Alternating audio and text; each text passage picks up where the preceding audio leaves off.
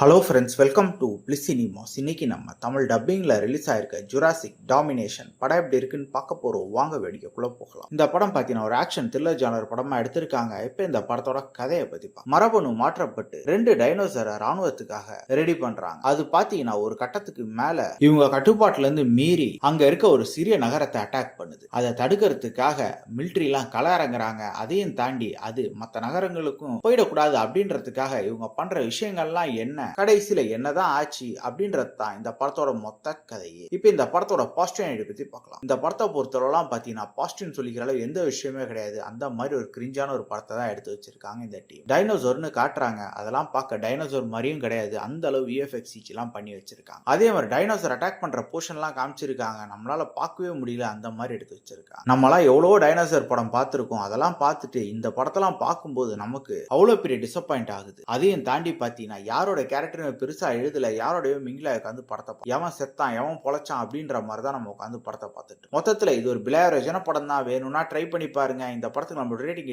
10க்கு 2 mark கொடுக்கலாம். இன்னொரு வீடியோல சந்திக்கலாம். தேங்க்யூ.